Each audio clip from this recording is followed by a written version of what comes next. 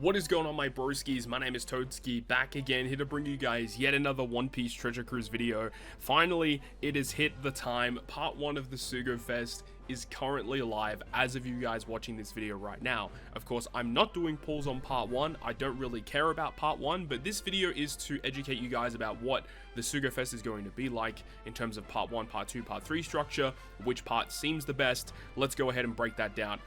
So I guess first thing is first though, if we go over to the tavern, there is a free multi-pull, so no matter what, you have 55 days to do this free multi. If you want to start a new account, you want to start Treasure Cruise for the first time, not a bad place to start at all, because you get that reroll multi as soon as you start your account. You log into the game, and you get this. So potentially, you could go ahead and get your hands on a very, very good starter account. But hey, we're going to go ahead and do this free multi for you guys right here. I will be streaming when part 2 goes live to try and get Luffy, of course, unless we just pull Luffy here. You know, it's just that easy, right? Okay, well, no red haki or anything, but either way, if you do get the Gear 5 animation, you are guaranteed to get the Luffy. I don't know if Kuma would count for that. Either way. So yeah, I'll be streaming part 2 tonight. We're going to try and get our hands on Luffy, of course, because he's the real, like, main prize of this Sugo-Fest. I don't really care too much about the Bartholomew Kuma legend. You know, if we get him, it's cool, but at the end of the day, I'm not, like, that excited to get that character because he's just not really he's not really designed very well, honestly. So the free multi-pull is pretty much how I expected it. You know, you shouldn't head into the free multi expecting anything because most of the time it's pretty bad. Anyways, part 1 is here. Let's go ahead and structure this video going through each part of the Sugo-Fest here. So this is all mumbo jumbo stuff talking about, you know, how the Sugo-Fest is structured. Luffy and Kuma are both on part 1. You've got Luffy just featured on part 2, and you've got Kuma just featured on part 3. It talks about the fact that the character is going to be boosted for the upcoming treasure map, which is on September 17th. So we'll go ahead and try and get a video out for you guys in regards to that. And then in terms of how it works, right? So part 1 of the Sugo-Fest, every character, every Super Sugo-Fest, every normal legend is pullable on part 1. But they make it so that a certain pool of them, 20 characters of the pool of legends, are rate boosted, which are a slightly higher chance to be pulled. These are the rare recruits and the legends, of course. Part 1 is starting right now until November 8th. And then you've got part 2 here. So part 2 is starting news time tonight. So even though, you know, part 1 of the Sugo-Fest has a very, very weird start time, part 2 is still going to be starting at regular news time, which is when we'll be streaming, of course. And then in terms of the steps here, so part 1 typically does, like, better steps, but with a worse pool of characters. Like, it's a lot harder to pull the debut units on part 1, but then on part 2 and part 3, the chance to pull the said unit is a little easier, but the steps are usually worse. So in terms of part 1, you've got all of these steps here that are just rate boosted characters, which is basically nothing. And then you've got all of these steps being a guaranteed Sugo-Fest exclusive. You've got the 6th, 15th, and the 25th, which is a rate-boosted character, as I mentioned with part 1. Every normal legend and Super Sugo is pullable, but you have a small pool of them that are considered rate-boosted. So on 6, 15, and 25, you are guaranteed to get one of those 20 rate-boosted characters, which is decent. The 10th pull is the big one here, which is why a lot of people would want to pull on part 1, where every wanted poster on the 10th pull has a 50% chance to be a legend. So you can walk out with like 8 legends, 9 legends in one multi, but there have been times where people have gotten nothing or 1 legend from one of these multis, so it depends on how lucky you are, of course.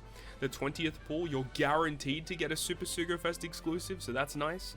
And then on the 30th pull, you're not even guaranteed to get any of the new units. It just says limited pull, Super Sugo-Fest only character. We'll have a look at these pulls very, very shortly. And then part 2 and part 3, as I mentioned, is a much higher chance to pull the new unit, but the steps are typically worse. So in terms of how this is structured, part 2 and part 3 have a lot more of these steps that are either rate boosted or a Sugo rare character. You got the guaranteed legend steps there.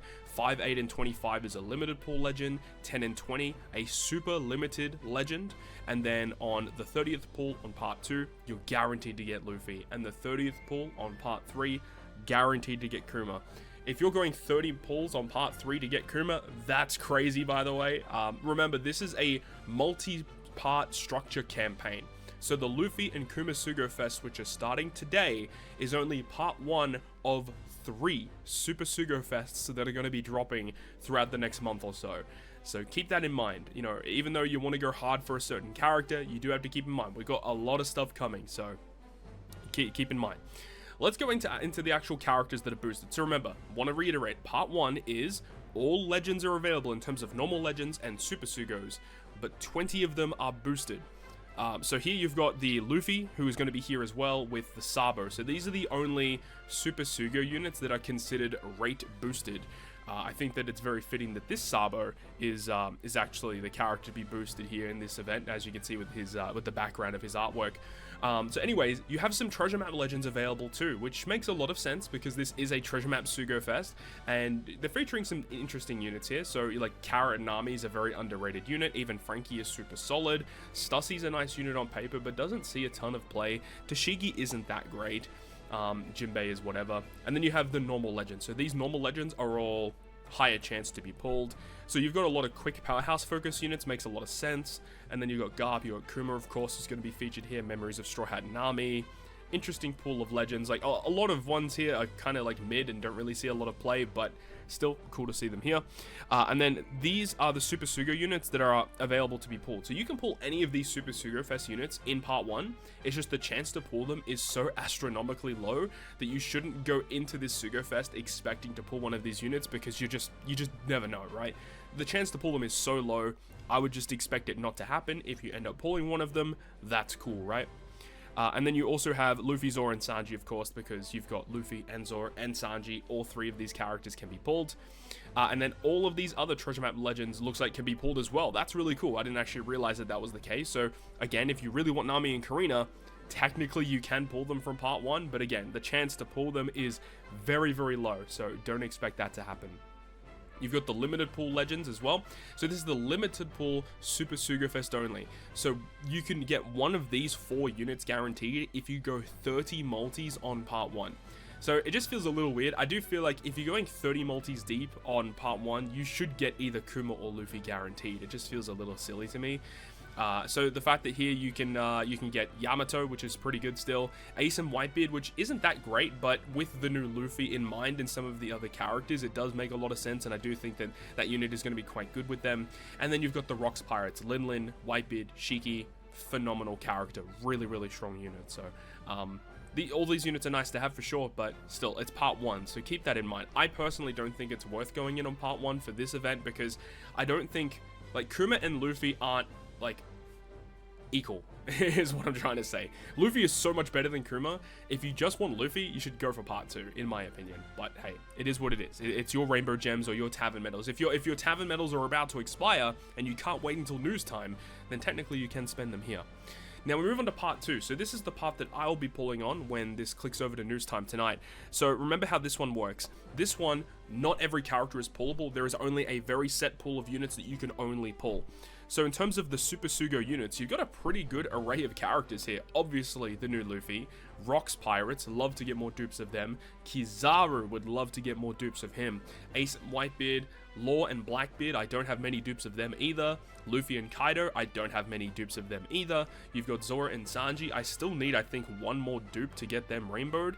Rush Sanji, which is a character that doesn't see a ton of play, but on paper is still very good. You've got Nico Robin, which is also a unit that you can use with the new Luffy to get some cool stuff happening there. And then you also have the Strength Kaido, which is definitely outdated, very much power crept, but hey, on release he was very good, and he still has a really cool artwork, man. I mean, this artwork is so beastly. It's one of the best artworks in Treasure Cruise. So these are the Super Sugo units that you can pull on part 2, all of which should have an equal rate to be pulled. And in terms of the treasure map legends here, you've got a pretty interesting pool. You've got Hina, Nami, Karina, Green Ball, Memories of Straw Hat Usopp, Lucci, and Kaku, as well as Morley Karasu. So Lucci, Kaku, and Morley Karasu, I personally don't have those 2 units, so I'd be hoping to pull them today. And then Nami, Karina being boosted is massive because they're just such a good unit. So they've definitely made part 2 really strong. They've got some good Super Sugo units. They've got pretty decent TM legends as well. And then we go over to the normal legends that can be pulled. They've even put Christmas Uta in here, yo. They put Christmas Uta. They've got the sword crew with Kujaku, Groose, and Hibari. those units are very good in Rumble. You've got the Sai Mihawk, who came out earlier this year, still a very good legend. Memories of Straw Hat Jinbei is another very key character that can work exceptionally well with the new Luffy that's dropping in this celebration. So I like this. I think this part is actually pretty solid for building a very, very good team with that Monkey D. Luffy. Then you got the limited pool Sugo-Rare character. So what step was this again? The limited pool Sugo-Rare? That was step 5, 8, and 25. So step 5, 8, and 25, you are guaranteed to get one of these 15 legends here. So obviously you got some ones that you really wouldn't want to pull, but I think generally it's a decent pull you can get from 5, 8, and 25, I think it was. Then you've got the super limited pull step, which is the Luffy, the Rocks Pirates, Kizaru, then you got Mihawk, Ace Whitebeard, Mole Karasu, Christmas Uta. Still decent pool of units, especially like hypothetically if you didn't have any of these units, you'd be happy to have a shot at one of these. And I believe all of these units should be equal rate to be pulled. So, you know, well, some people can get very lucky, or some other people are going to get, you know, Nami and Sanji a bunch of times, which is definitely the one you wouldn't want to pull here. So I think part 2 generally is very, very good. Let's move on to part 3, which of course is going to be featuring Bartholomew Kuma, but in terms of the Super Sugo-Fest characters that you can pull on part 3, this is what you have access to. So you've got Roger Rayleigh Gaban, who is still very good in Pirate Rumble, and they're still relatively good in normal content. You've got Saturn, which of course could be very big within this campaign. You got the Strength Luffy, which doesn't see a ton of play, but on paper is still okay. You got Shanks and Kid, very good in Kizuna Clash and Super Bosses. The Inti Yamato is very good. You got Ace, which is, you know, arguably the second/first best unit in the game. Law and Kid, which is kind of power crept in my opinion. The Cyan Army still has her uses because she's a Straw Hat that is a striker, has super tandem, definitely some good synergy still in the game. And then Uta is one of my favorite legends that's ever came out. And then you've got Luffy, Zoro, and Sanji, who came out during the 11th anniversary, who doesn't see a ton of play, unfortunately, because, you know, it's hard to put them on a team because it's both Luffy, Zoro, and Sanji. So most of the time they're relegated to a friend captain, but they are still very powerful and they have a very, very good special ability, so keep that in mind. In terms of the TM legends, definitely a step down from what we had previously. I mean, the highlight here, I would say, is probably Atlas. I think Atlas is probably the best one here in terms of her normal special, and in Rumble, I think that she has the most uses out of all of the characters here. I think the Buggy is still very good in Rumble as well, very good for the shooter team, and then Kirby has his uses too, but if we're comparing this pool of TM units to the one in Part 2, yeah, the one in Part 2 is way better. And then in terms of the normal legends that are available, obviously Bartholomew Kuma is going to be here alongside Alba, who is still very good. Usopp and Lilith is phenomenal in Pirate Rumble and saw a ton of play over the last month or so. You've got the Halloween Uta, who's still very good for Dex teams in Pirate Rumble. You've got the Memories of Straw Hat Sanji, also very good in Pirate Rumble. But there isn't really like a lot of crazy stuff. I guess Ulti's kind of okay in normal content, good utility, but yeah, Part 3 definitely does not look as good. I mean, obviously there's positives and negatives to both. Like Part 3 has Ace, you got Roger Rayleigh Gaban, you've got Saturn. If you don't have these units, you can only get them from Part 3, or if you're extremely lucky on Part 1, so keep that in mind. But I do think that if we're just looking and comparing the characters that are pullable between each Part 2 looks way better to me. Which is kind of interesting because I thought they were going to dilute Part 2's part because of Luffy being so much better than Kuma, but no, I don't know what they've done here. It just feels like Part 3, they've literally just trashed on it, in my opinion. Yeah, shout out to Kuma for being shafted in Treasure Cruise once again. In terms of all parts of the Sugo-Fest, you have all of these other generic rare recruits that are more accessible to be pulled. So you've got the new Sanji, the new Bonnie, of course, and you got some previously released characters that came out over the last couple of months. And then also for TM rare recruits, you've got some other TM rare recruits that are also available. Every other TM rare recruit is here, or a bunch of them are here, not all of them, but a bunch of them are here to be pulled. Makes sense because it is a treasure map Sugo-Fest at the end of the day. But anyways, it is here. The Sugo-Fest, the Monkey D. Luffy Sugo-Fest is here. I do think that Part 2 looks the best. If you have the gems to spare, if you really want to do it, you can go on Part 1. I would say if you are opting to pull on Part 1 of the Sugo-Fest, you should probably only do the first 10 pulls where you have that 50% chance for every poster to be a red, because after that 10th pull, it is much harder to get like really good pulls because the steps become much worse after the 10th. But the first 10 pulls, you got a pretty good chance at getting some good stuff. Of course, if you're the type of player that doesn't really have a lot of stuff on your account anyway, then any Super Sugo-Fest is going to be good to invest in. But at the end of the day, you do have to remember that this is a multi-part structure campaign. So this is only part 1 of the campaign with Luffy, Kuma. We're going to see a couple of other Super Sugo-Fests along the way, and I'm sure that those characters are going to be really strong, so we'll have to wait and see what they have in store for us. But I'll be pulling on part 2, of course. We'll be live streaming probably 20 to 30 minutes before the Sugo-Fest goes live, and when the Sugo drops, we'll do a handful of multis. Hopefully we can walk away with my boy, Monkey D. But that's going to wrap it up from me, guys. Thank you so much for watching the video. If you enjoyed it, make sure to go ahead and leave a like, and if you want to stay up to date with all the content I post, including more One Piece Treasure Cruise content, make sure to hit the subscribe button down below. On that, guys, I'll see you guys within the next video.